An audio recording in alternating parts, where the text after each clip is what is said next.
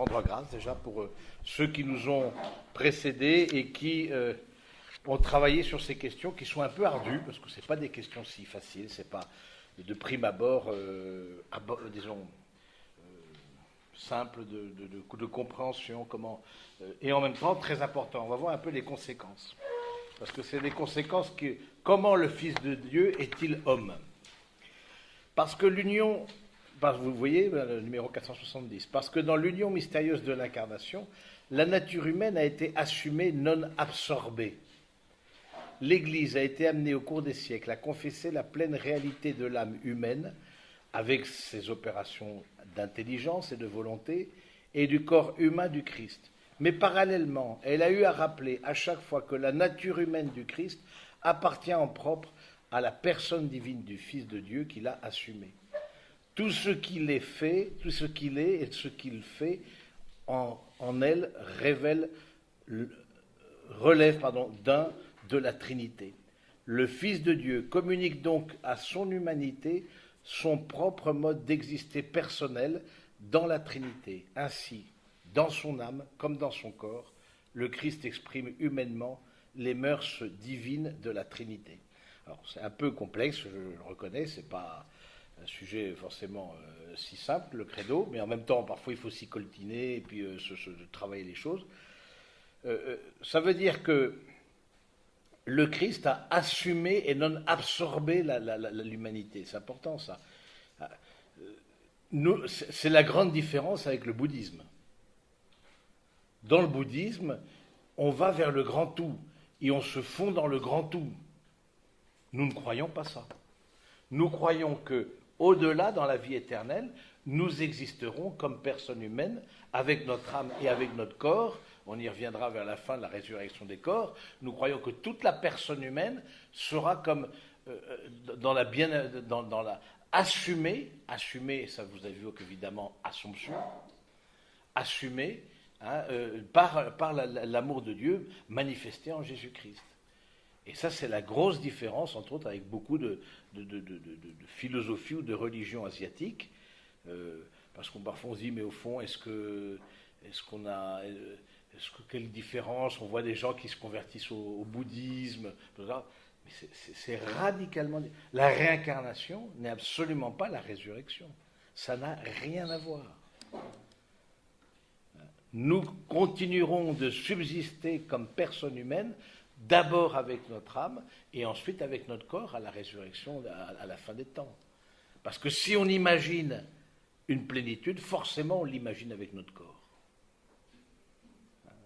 Et donc, je me rappelle ce dialogue, il y a un dialogue qui existe, un livre de dialogue entre le père abbé de Solesmes et le grand Dalai Lama.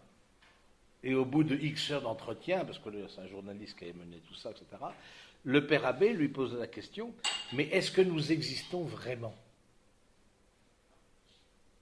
Et le Dalai Lama dit, je ne sais pas. Est-ce que ce monde n'est pas qu'une illusion? Pour le bouddhisme, c'est une vraie question. Et même il y a des cultures où le verbe être n'existe pas.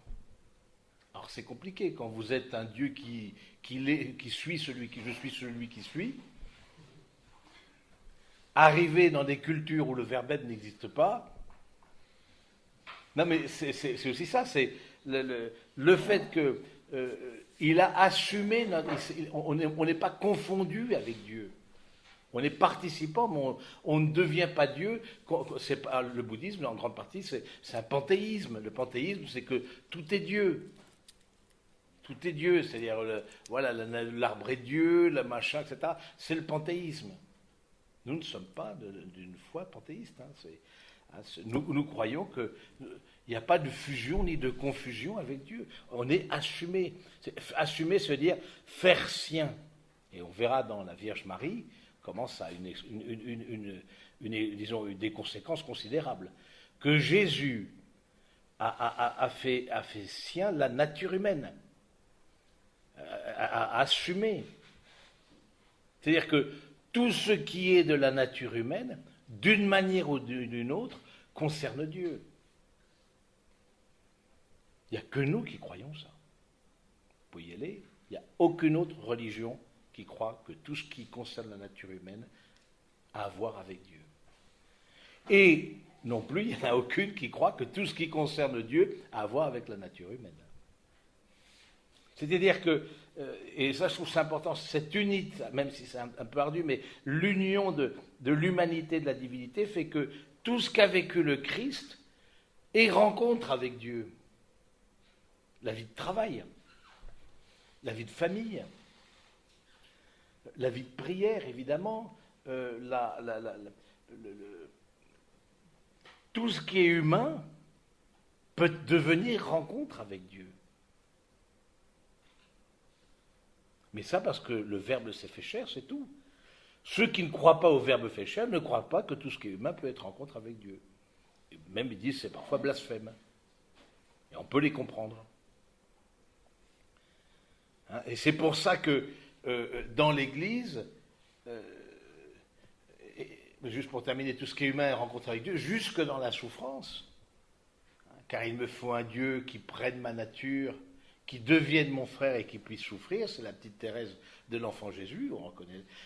Même dans ça, le Christ a assumé, c'est la mise en contact avec Dieu, et parce qu'il y a un contact avec Dieu, ça devient aussi un lieu de rédemption, et il y a une espérance qui s'ouvre. On n'est pas laissé à nos humanités plus ou moins réussies. Nos pattes humaines, le père Raphaël l'a très bien dit dans l'homélie, nos pattes humaines, voilà, s'il n'y a pas une espérance, et que cette espérance vient justement du fait que le Christ Verbe de Dieu, a pris notre humanité, sans confusion avec elle, n'a pas absorbé, mais l'a assumé, a fait sien l'humanité du Christ, notre humanité. Pourquoi est-ce qu'on peut appeler Dieu ami? Vous savez que Aristote, quand il parle de l'amitié, un des critères de l'amitié, c'est l'égalité entre les amis. Il dit, ce qui n'est pas faux du reste, Aristote, donc 4e siècle avant Jésus-Christ, l'égalité entre les amis, pour être ami, il faut avoir une certaine égalité, et du coup on peut pas, le père n'est pas ami de son fils, le maître n'est pas ami du disciple, etc., etc. Et on ne peut pas être ami avec Dieu parce que il n'y a pas d'égalité, il faut des choses communes. Et on voit bien quels sont vos amis. C'est difficile d'être ami de quelqu'un qui a 20 ans de moins que soi. C'est difficile, parce qu'on n'a pas forcément des choses communes, des souvenirs, des références, etc. Ça, c'est pas que... Et on voit, comme on dit, qui se ressemble, s'assemble. C'est un peu la. Bon. Et disait, il ne peut pas y avoir d'amitié avec Dieu, parce que précisément, il y a une telle différence entre Dieu et nous, la divinité telle qu'il la concevait, que forcément, on ne peut pas appeler Dieu ami. Or, Jésus nous dit, je ne vous appelle plus serviteur, je vous appelle ami. Mais pourquoi est-ce qu'il dit ça?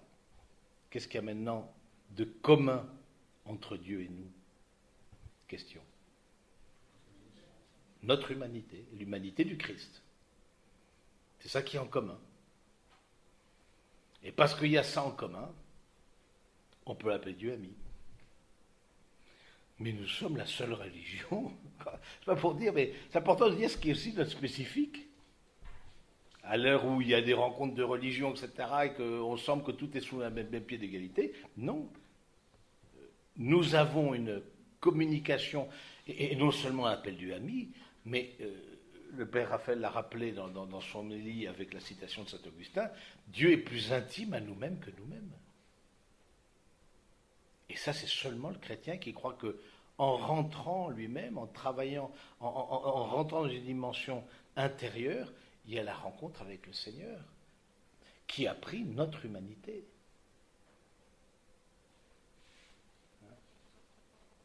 Ce qui fait que tout ce qui est de la nature humaine, parce que ce qui était de la nature humaine, à l'exception du péché, qui nous éloigne de notre humanité d'une certaine manière, tout ce qui a pris de la nature humaine, eh bien, et devient rencontre avec Dieu. Et ça veut dire aussi que dans l'Église très tôt, il y a eu cette conscience de dire, vous avez peut-être entendu l'expression, humaniser pour diviniser. Humaniser pour diviniser, à travers l'éducation, à travers la santé, à travers le soin des plus fragiles, etc. Ce souci qu'a eu l'Église dès les premiers temps, de pouvoir élever la nature humaine, prendre soin de la nature humaine, parce qu'à travers ce prendre soin de la nature humaine, il y a une rencontre avec Dieu qui est possible.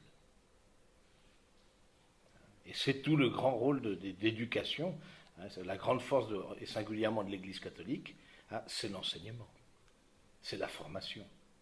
On est dans un lieu de formation et c'est bien de rendre hommage aussi à tous ces pères salésiens qui ont une pédagogie extraordinaire.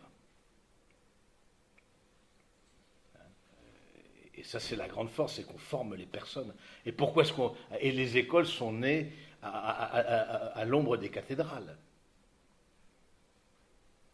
On le sait très bien, ça. Donc, parce que humaniser pour diviniser. Il faut, à mesure que notre nature humaine grandit, à mesure aussi notre capacité d'accueillir Dieu grandit. Et on voit bien des natures humaines très blessées, très... pauvres, etc. C'est pas facile de faire grandir la vie de Dieu. C'est pas facile, c'est pas que c'est impossible, c'est plus compliqué, c'est plus difficile que quand une personne a grandi dans un certain équilibre. Et du coup, s'ouvrira plus volontiers à la grâce, alors que la nature humaine plus pauvre, plus voilà, il faudra la travailler comme une pâte un peu davantage. Humaniser pour diviniser, ça, je pense que c'est vraiment et ça a été le souci justement aussi de l'Église de rentrer dans les différentes cultures. C'est pas facile. La question de l'inculturation aussi, parce que nous on est dans une culture, voilà, parce que l'Église a été source de culture, a été créatrice de culture. Toute cette culture dont nous héritons, c'est le christianisme qui l'a permis à travers les siècles. Mais quand l'Église est arrivée dans d'autres cultures, parce qu'il y a cette dimension de dire ce que nous vivons comme ça concerne l'homme et tous les hommes, mais d'une certaine manière, pourquoi ne pas en faire bénéficier d'autres? Et ça a été tout le rôle de l'évangélisation, etc., etc. Bon, avec plus ou moins de bonheur. Mais il y a des cultures où il y a eu de grandes difficultés pour arriver. Par exemple, la Thaïlande. La Thaïlande, je parlais avec des pères des missions étrangères. Dieu sait s'il y a eu des martyrs en Thaïlande, etc. Mais il y a des cultures qui... C'est compliqué encore pour la question du verbe être, par exemple, mais de prendre conscience que la nature humaine a une telle dignité. Vous voyez, en Inde, par exemple. En Inde, on brûle les corps. Bon, très bien. Mais du coup, vous pouvez très bien... Il y a une fille qui avait fait un séjour humanitaire en Inde, ça elle m'avait parlé, elle m'a dit, dans la rue, vous pouvez passer à côté de corps, mais à moitié brûlés. On dit, c'est quoi ce truc-là? Du coup, vous croisez un pied tout seul, une main toute seule, bon, c'est un petit peu spécial, mais parce que pour eux, la dimension du corps n'est pas du tout la même. Elle dit, j'ai pris conscience de l'héritage chrétien et de la dignité du corps. À travers ça, j'ai pris conscience que... mais ça ne vient pas tout seul. Donc, voilà, je pense que c'est vraiment intéressant de dire ça, c'est de rappeler que chaque fois que la nature humaine du Christ appartient en propre à la divinité de Dieu qu'il a assumée. Voilà, c'est ça, c'est tout ce qui est humain. Et le Christ a vécu aussi une humanité. Alors, est-ce que le Christ a appris? Alors, c'est la question de l'âme. Est-ce que le Christ a appris? Parce qu'il y a certains, il y a des évangiles qu'on appelle apocryphes, qui étaient très dans un mode, j'allais dire, merveilleux, du style bébé, le Christ a façonné avec de l'argile une colombe, il lui a soufflé dessus, et la colombe a fait flap-flap, etc. Bébé, quand le Christ passait, les palmiers, ça s'inclinait, etc. Non, du coup, ça n'a pas été retenu comme évangile avéré, parce qu'on a dit non, ça ne respecte pas l'humanité. Il y a eu une croissance dans la connaissance le Christ a appris à lire, le Christ a appris à parler, le Christ, etc., c'est juste après, il y a eu une connaissance à mesure que lui-même, comme tout homme, voilà, il a grandi dans la connaissance. Il a grandi comme il est adolescent, etc., etc. Donc, je trouve ça intéressant de dire que ça nous ouvre une grande espérance et une grande confiance, au fond, dans la nature humaine, qui est bien blessée, on le voit bien fragile, nos pattes humaines, nos pattes humaines familiales, voire conjugales, etc., sont un côté lourd et épais. Et donc, de dire qu'il y a une espérance, au fond. Nous ne sommes pas livrés à nos psychologies blessées. Il y en a un qui nous montre le chemin d'une humanité parfaite, d'une humanité réconciliée.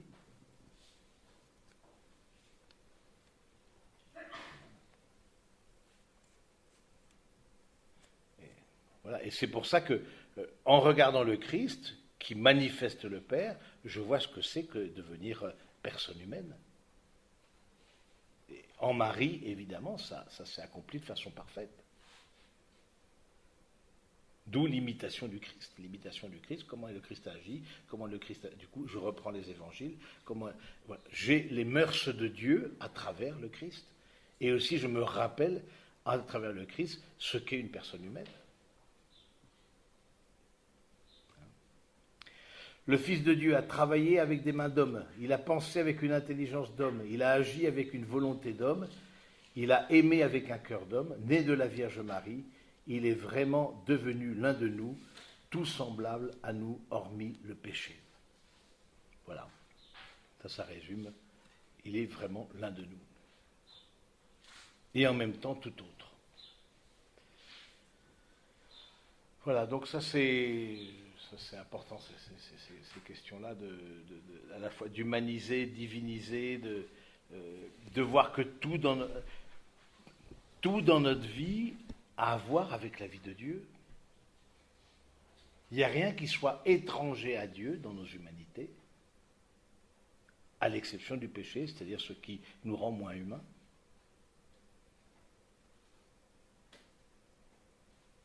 Donc on voit comment le christianisme a donné une dignité, mais suréminente à la personne humaine. On comprend pourquoi. Et alors que l'Église a été artisane de culture, etc., eh bien, aujourd'hui, elle est plutôt, en tout cas dans les pays occidentaux, un peu en contre-culture, pour ce qui est de la défense de la vie, pour ce qui est du mariage d'un homme et d'une femme, pour ce qui est voilà, de l'accueil. Elle est un peu en opposition avec une société occidentale qui lui doit beaucoup, hein, qui a oublié d'où elle vient, hein, et du coup qui part en live sur un certain nombre de points. Parce que c'est vrai qu'aujourd'hui, tout ce qui est le soin des personnes, l'enseignement, l'assistance aux plus pauvres, en grande partie, c'est pris par l'État.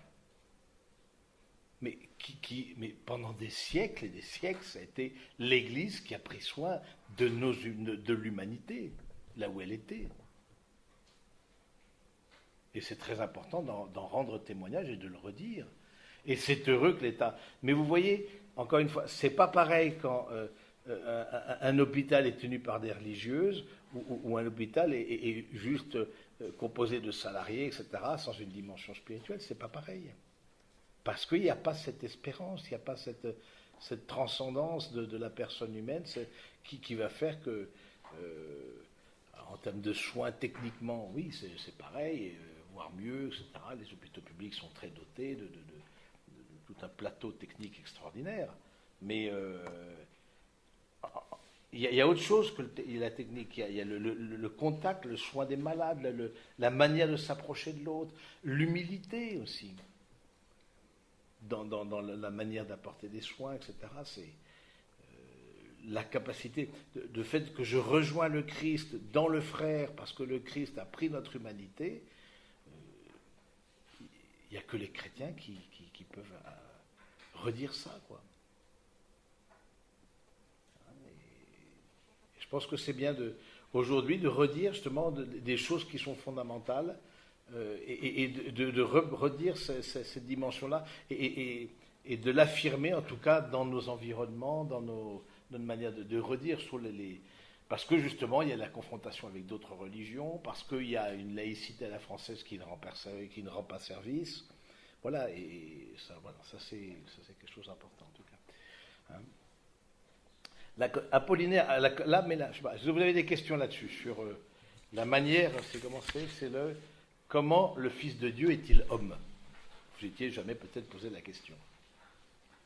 Mais ça sert à ça, des sessions familiales, à se poser des questions qu'on ne se serait jamais posées. Alors, il y avait une question ici. Ah non. Ah oui, d'accord. Bon, pas de question particulière là-dessus? Oui. À un musulman ou à une personne agnostique. On voit bien avec l'islam entre autres, mais la personne agnostique est pareil. Qu'est-ce que Dieu a fait pour toi? Je veux dire, est-ce que tu peux rejoindre Dieu dans ton intériorité? Est-ce que tu peux... Parle-moi de ta vie intérieure. Ce sera plus compliqué pour un musulman, un bouddhiste, etc. Ce sera beaucoup plus compliqué. Parce qu'il n'y a pas cette... C'est même vu comme un blasphème. Comment? Comme... Ben oui. Et je comprends. Pour un juif aussi, c'est compliqué. Comment vous allez dire que Dieu lui-même prend notre nature humaine? Vous êtes en plein blasphème, là. Jésus a été crucifié pour blasphémateur. Mais voilà, c'est la grande... Le christianisme vraiment introduit une rupture considérable. Il y a comme un vertige, je veux dire, quand on prend conscience que la personne de Dieu lui-même, le Verbe de Dieu, la deuxième personne de la Trinité, prend notre nature humaine et donc tout ce que ça implique, tout ce qui est humain à voir avec Dieu et tout ce qui est avec Dieu, tout ce qui est divin à voir avec l'humain.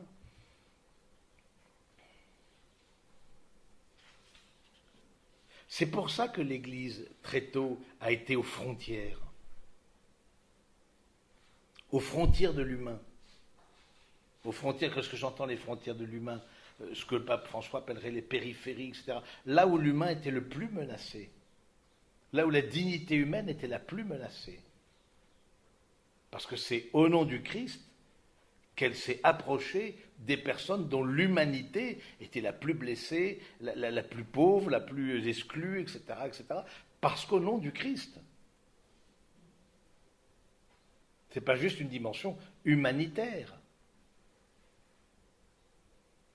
De mon expérience comme aumônier de prison, moi, j'ai vraiment tiré le fait que s'approcher des personnes plus pauvres, si on n'a pas une espérance plus grande que de donner à manger, que de donner des soins, etc., toutes choses bonnes par ailleurs, si on n'a pas une espérance plus grande, on se décourage très vite. Parce que la personne du plus pauvre te renvoie à tes propres limites. Et je voyais, j'avais mis en place toute une pastorale des prisons avec il y avait des gens, et forcément les personnes qui sont en prison par définition, c'est des personnes compliquées, sinon ils ne seraient pas en prison. Combien de fois je me suis fait insulter, combien de fois je me suis fait rejeter, etc., etc. Bon, et c'est des gens très violents, certains sont très très violents. En parole, je ne m'ai jamais touché physiquement, mais en parole on peut faire très mal. Mais s'il n'y a pas une raison plus grande que le simple fait de porter assistance, beaucoup se découragent. Et comme chrétien, on a une espérance plus grande que ce qui est humainement... c'est ce que dit le pape Benoît XVI dans sa très belle encyclique sur l'espérance. Si on n'a pas une espérance plus grande que le mal, plus grande que ce qui est humainement accessible, eh bien du coup finalement on baisse les bras. Et c'est vrai pour le contact avec les personnes plus pauvres, mais c'est vrai aussi pour la vie de couple, c'est vrai pour la vie du travail, c'est vrai pour... La foi est intimement liée évidemment à l'espérance. Et l'espérance nous vient du Christ. C'est pas juste de nos petits points, du fait qu'on soit des bonnes personnes, ou des bonnes personnes à certains moments, et à d'autres moments, non.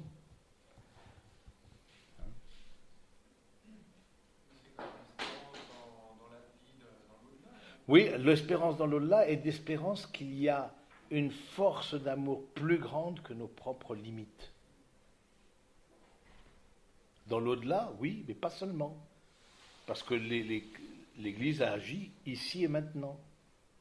Mais au nom d'une espérance qui fait que je vais traverser l'épaisseur de cette humanité, comme disait Père Raphaël, on va creuser, mettre les mains dans la boue pour trouver mais parce qu'on sait qu'il y a le trésor caché. Sinon, on ne mettrait pas les mains dans la boue. On n'est pas des masos. S'il n'y a pas de trésor caché.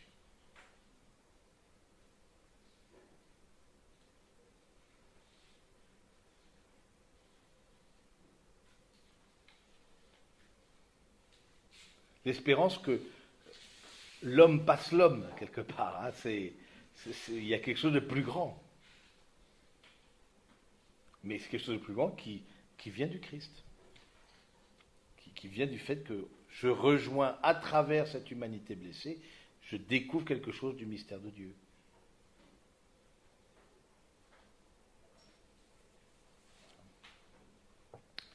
Alors, d'autres questions là-dessus parce que c'est... J'ai trouvé très beau la question du fait que plus on humanise les personnes, plus elles se rapprochent de Dieu, parce que ça fait appel aussi à leur liberté. Oui.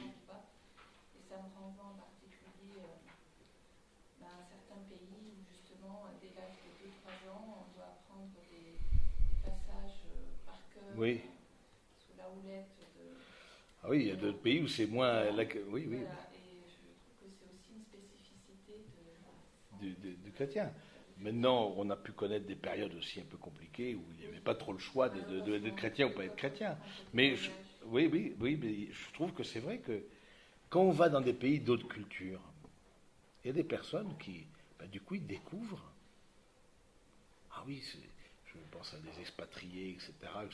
Bon, c'était en Argentine, c'est pas une autre culture, complètement une autre culture, parce qu'avec 90% de catholiques, ils n'étaient pas complètement... Mais ils sont déjà désinhibés, les expatriés qui sont là-bas, ils ouvrent les cœurs, etc.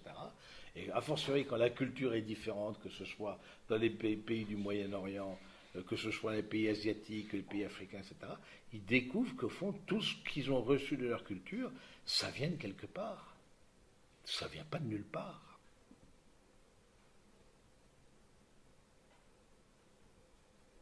Mais aussi le risque, en perdant, l'inverse est vrai, en perdant le côté spirituel des choses, on diminue en humanité. Et c'est le cas de nos sociétés occidentales. On est dans la consommation, on a perdu de vue cette dimension transcendante, mais du coup, le respect de la vie, au début comme à la fin de la vie, etc., bon, il y a beaucoup de choses qui disparaissent, hein, qui tenaient par une dimension plus transcendante.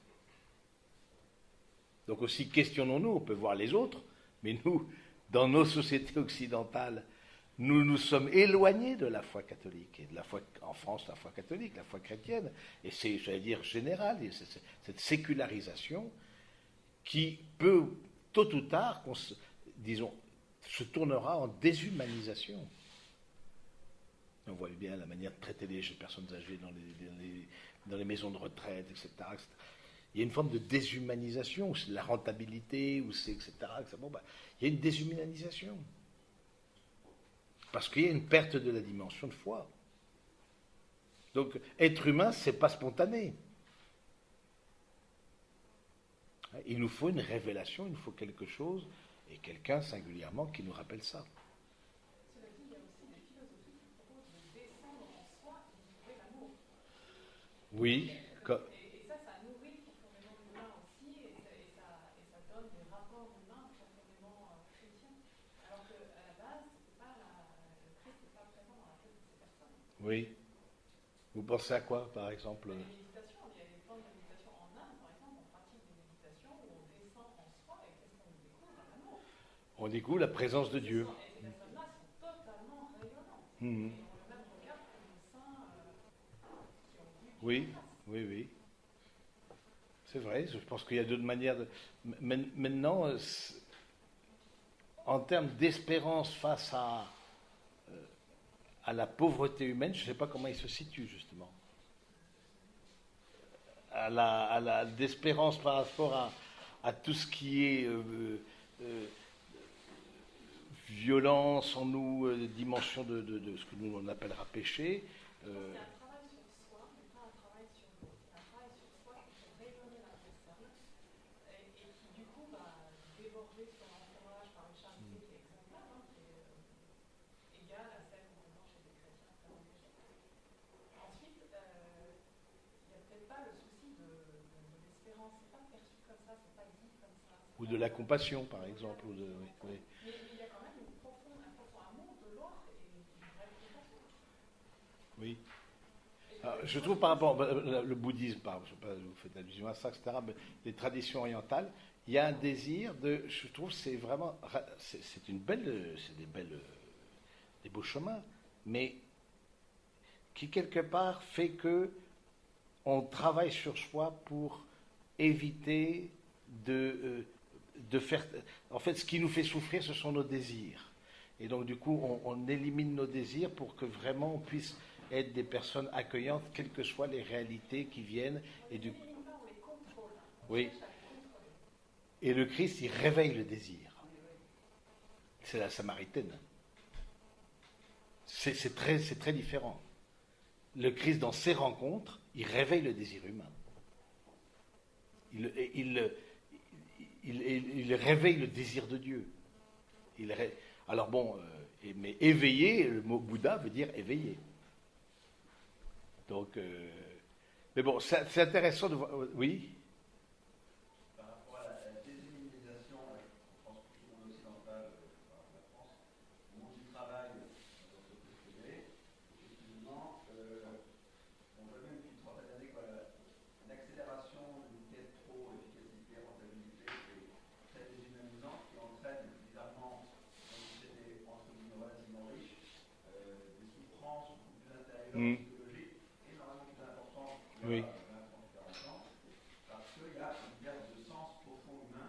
Et d'ailleurs, il y a beaucoup de gens qui voudraient retrouver un peu certains sens. Les discours officiels de beaucoup d'entreprises, des belles plaquettes, mais beaucoup de gens y croient beaucoup moins qu'il y a 30, 40 ans, parce que c'est pas toujours réellement vécu par les directions, etc. Et donc, il y a quand même un problème très humain profond dans le monde économique. C'est vrai ce que vous dites, c'est que oui, et je vois parmi les jeunes professionnels, certains, premièrement, passent par un désenchantement après quand même des années d'études assez exigeantes, passent par un désenchantement beaucoup du monde professionnel. Et disent je suis prêt à gagner moins, mais en étant respecté.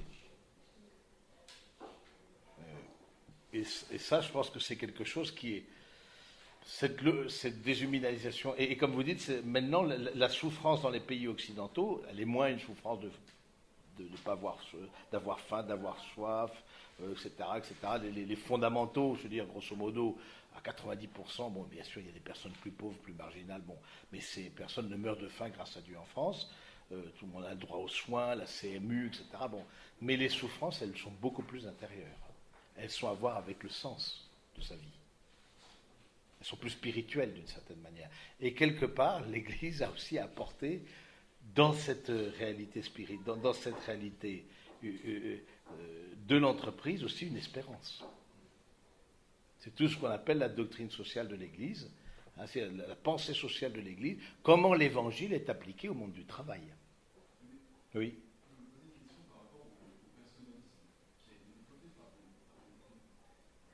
Oui.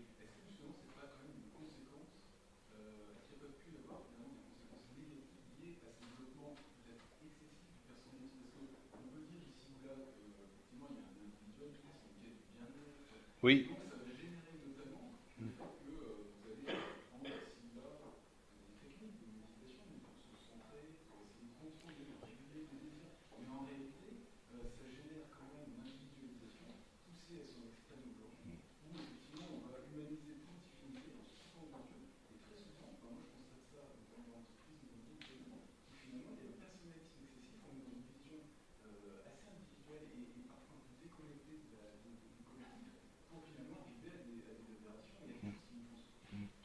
Certainement, je pense que ça a été le personnalisme, ça a été la grande. Jean-Paul II est parti beaucoup de ça. L'homme, comme il disait avec sa grosse voix. Et certains lui reprochaient, mais au fond, bon, c'est pas où est Dieu, parce que je pense qu'il croyait en Dieu, je pense que c'était pas trop la question. Mais est-ce que de mettre beaucoup l'accent sur l'homme, et c'est la différence avec peut-être des religions orientales, qui sont intéressantes par ailleurs, mais la prière chrétienne n'est pas simplement une descente en soi. C'est un décentrement de soi. C'est juste le mouvement inverse. Et de ce décentrement de soi pour aller vers un autre, et non pas d'être autocentré. Et je pense que c'est vrai que de mettre trop l'accent sur sans cette dimension transcendante, fait qu'on arrive vers une certaine individualisation, c'est ce qui se passe dans nos sociétés, très centrée sur le soi, sur le développement personnel, etc., mais peu sur l'ouverture à l'autre, et la transcendance singulièrement, l'autre qui est tout à fait autre que moi, c'est-à-dire Dieu. Quand on perd le sens vraiment spirituel du fait que la personne humaine est faite pour la vie éternelle, et bien, après, on tombe sur un individualisme beaucoup plus fort dans la société. Bien sûr.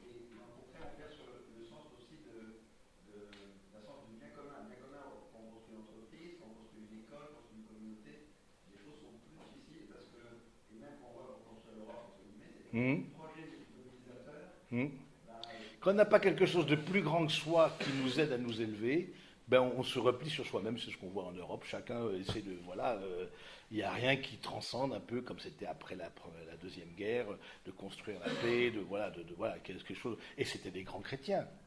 Et les 12 étoiles du drapeau européen sous fond bleu, non. C'est les étoiles de la Vierge. Et c'est un Alsacien, je crois qu'il y a un Alsacien parmi nous, qui a dessiné ce drapeau européen et qui a été...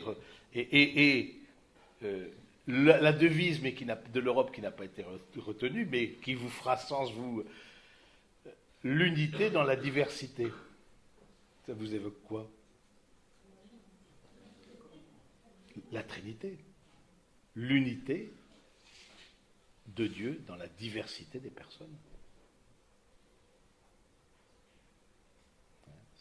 Ça n'a pas été retenu, mais c'était profondément chrétien. Et on voit bien que la diminution de la foi chrétienne dans les pays d'Europe, en tout cas de l'Union européenne, de l'Union, fait que, du coup, chacun est réduit sur soi, on se protège, on se blinde, on verrouille, on est dans la peur, quoi. Parce qu'il n'y a rien de transcendant qui nous unisse. Et c'est pareil pour une famille.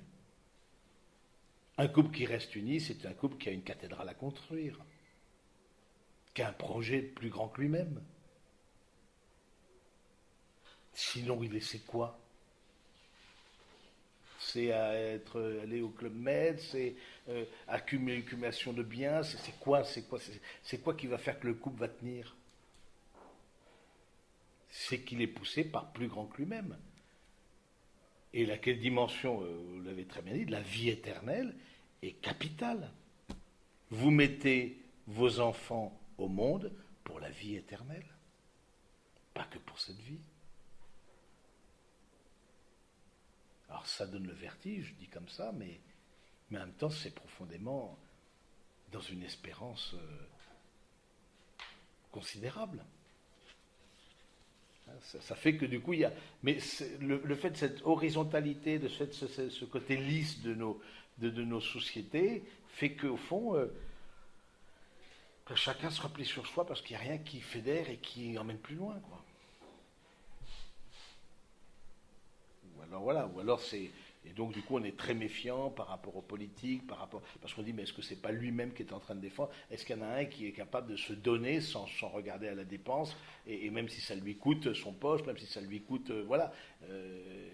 Je vois parmi les jeunes professionnels, ils choisissent plus le manager que le salaire. Ils sont touchés par des personnes, et beaucoup d'entre vous sont en responsabilité, si ce n'est tous, ils sont touchés par des personnes parce que c'est des personnes qui les font grandir. Mais même s'ils touchent 1 000 € de moins.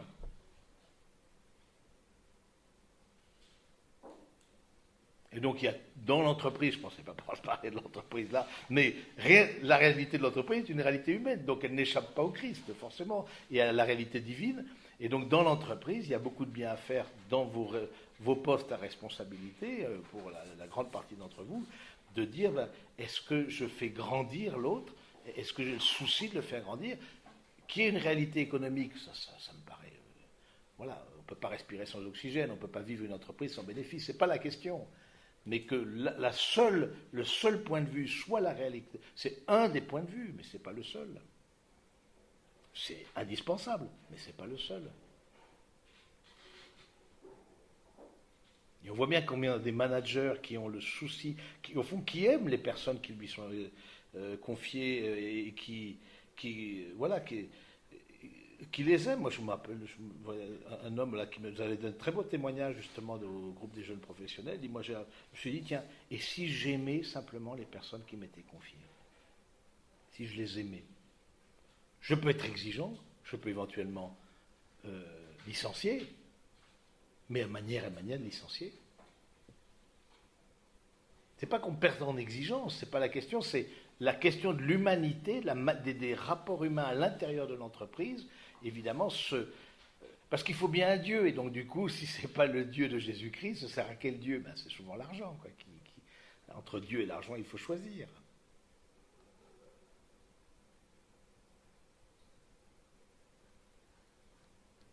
Donc vous voyez cette dimension de l'unité de la divinité et de l'humanité en Christ a des conséquences considérables. Mais c'est ardu comme thème parce que ça. Mais les conséquences au quotidien, là pour le coup, sont considérables. D'autres questions, d'autres apports, etc. Oui. Par rapport à la notion de personne humaine. Oui.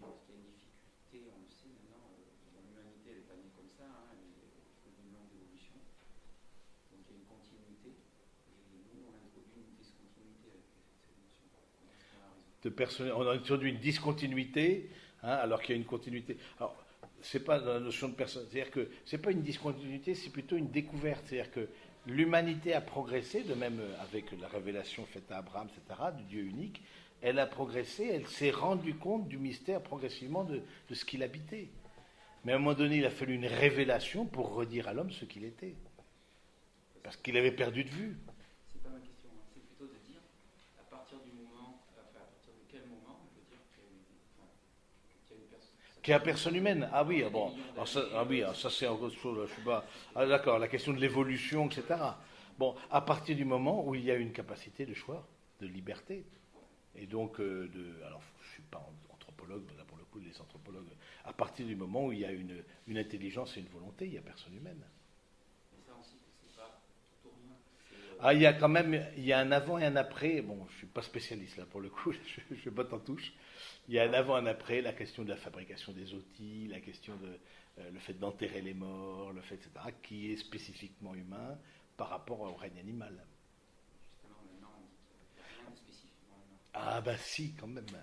Mon chien, il me regarde, il lui manque, mais mon père, il lui manque plus que la parole. Vous l'avez pas vu, il lui manque plus que la parole, comme il me regarde, il me dit oui, on n'a jamais vu un chien jeûner le vendredi saint, donc du coup... Non mais c'est vrai, mais vous faites bien de dire ça. C'est qu'aujourd'hui, on se pose même, est-ce que c'est spécifiquement humain? On est presque plus touché par la cause animale que par la cause humaine.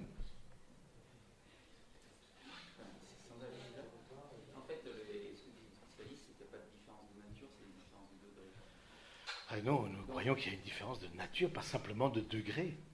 Il y a une nature humaine qui est... Alors, il y a un aspect animal en nous, mais c'est pas simplement... c'est une nature humaine, le fait c'est pas que... différence de nature n'ont pas de degré.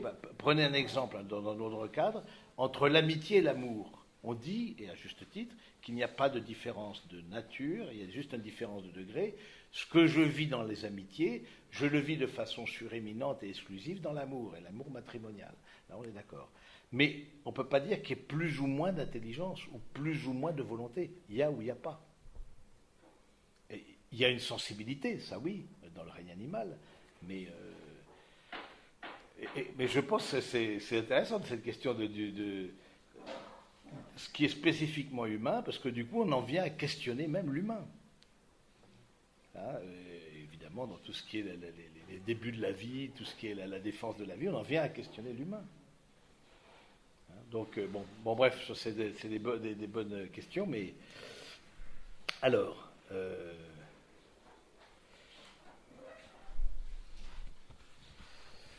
Cette âme humaine, le 472, on va prendre un peu les. Cette âme humaine que le Fils de Dieu a assumée est douée d'une vraie connaissance humaine, en tant que celle-ci ne pouvait pas être de soi illimitée. Elle était exercée dans les conditions historiques de son existence dans l'espace et le temps. C'est pourquoi le Fils de Dieu a pu vouloir, en se faisant homme, croître en sagesse, en taille et en grâce.